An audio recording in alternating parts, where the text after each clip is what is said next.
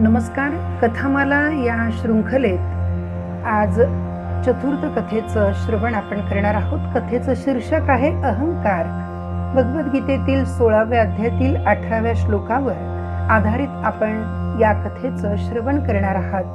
मी पंडित doctor प्रसाद शास्त्री कुलकर्णी, येवला, जिल्हा नाशिक, महाराष्ट्र, आपणा सर्वांचं मनपूर्वक सहर्ष स्वागत करतो. आज आपल्याला 16व्या अध्यायातील 8व्या श्लोकावर ही हिंदीतील अहंकार नष्ट करणारी कथा श्रवण करायची. अहंकारं बलं दर्पं कामं क्रोधं च संश्रितः मामात्मपरदेहेषु प्रद्विषन्तोऽभ्यसूयकः. हे अहंकार, बळ, घमेंड, कामना आणि क्रोधादिकांच्या आहारी गेलेले आणि दुसऱ्यांची निंदा करणारे पुरुष आपल्या आणि इतरांच्या शरीरात असलेल्या मज अंतर्यामीचा द्वेष करणारे असतात. असं म्हणतात, जैसे नमक का एक कण भी खीर बिगाड़ देता है, वैसे ही अहंकार पूरी साधना को मिट्टी में मिला देता है. विहाय कामान य कर्मान पुमाश्चरति निस्पृह निर्ममो निरहंकार स शांतिमति गच्छति. जो मनुष्य सभी इच्छाओं और कामनाओं का त्याग कर कर ममता रहित और अहंकार रहित होकर अपने कर्तव्यों का पालन करता है, उसे ही शांति प्राप्त होती है. देखिए, एक बार ऐसा हुआ, पहाड़ पर एक मंदिर था. स्वर्ण का मंदिर था. बहुमूल्य हीरे जवाहरात और खजाने उस मंदिर के पास थे. उसका वृद्ध पुजारी मरने को हुआ.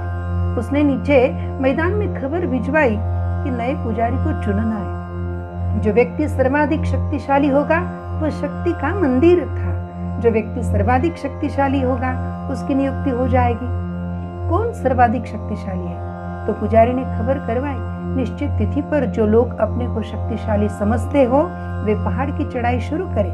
जो व्यक्ति सबसे पहले चढ़ाई पर ऊपर पहुंच जाएगा वही पुजारी हो जाएगा. उस राज्य में दूसरे तक जहां तक खबर हो सकती, सैकड़ों लोगों के मन में उत्कंठा हुई. उतना बड़ा मंदिर, स्वर्ण का मंदिर, अरबों खरबों की संपत्ति का मालिक था मंदिर का, उसका पुजारी ही, और वही पुजारी सब कुछ था. कौन नहीं होना चाहेगा?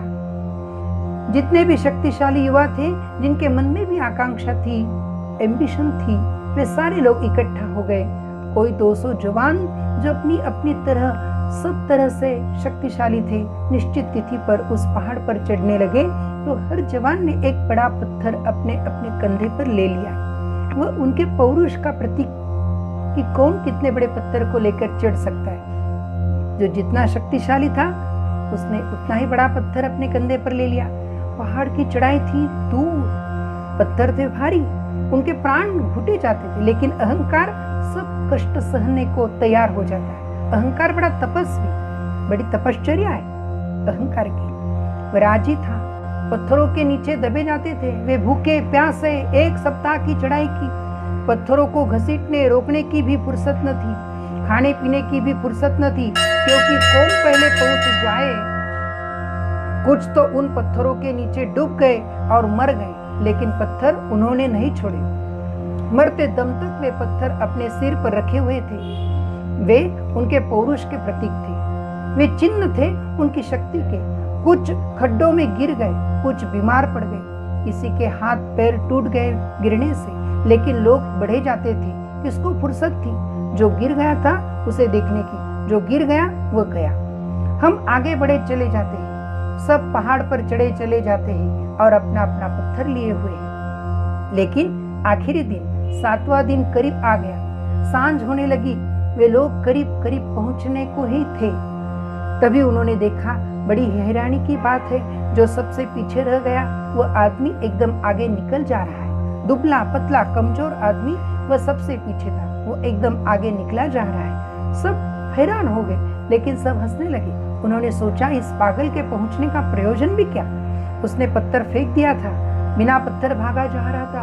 अब बिना पत्थर के तो किसी की भी गति बढ़ जाएगी.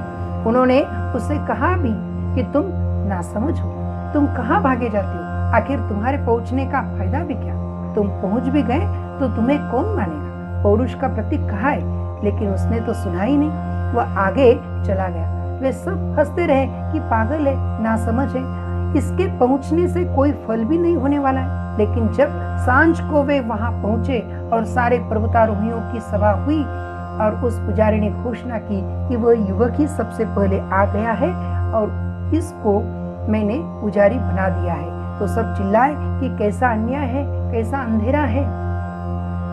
उस पुजारी ने कहा, अंधेर भी नहीं है, अन्याय भी नहीं है। परमात्मा के पुजारी होने का हक केवल उन्हीं को है जो अपने अहंकार के भार को छोड़ देते हैं। इस युवक ने अद्भुत साहस का परिचय दिया है। तुम सब भारग्रस्त लोगों के बीच ये अपने भार को फेंक सका, निर्बल हो सका, अपने पौरुष प्रतीक से छुटकारा पा सका, अपने अहंकार के भार से मुक्त हो सका, निर्भर होकर गति कर सका। ये अद्भुत साहस की बात है, ये सर्वाधिक बली है और इसलिए हमने इसे पुजारी का पद दिया है। यह तो कथा प्रतीक कथा है, लेकिन जीवन में भी यही सत्य है। जो लोग भी सत्य की और परमात्मा की यात्रा में है, वे स्मरण रखे कि जो भार उन्होंने अपने ऊपर ले रखे हैं वे सब उनको रोक रहे हैं। और ज्ञान का भार सबसे बड़ा भार है, क्योंकि ज्ञान का बोझ सबसे बड़ा अहंकार है। अभी कोरोना महामारी चल रही है और इस महामारी के समय में आप अपना अहंकार छोड़ दें, गौर गरीबों की सेवा करें। यही आशा लेकर इस कथा को विराम देते हैं। नमस्कार। ये जीवन है, इस जीवन का यही है, यही है, यही है रंग रूप।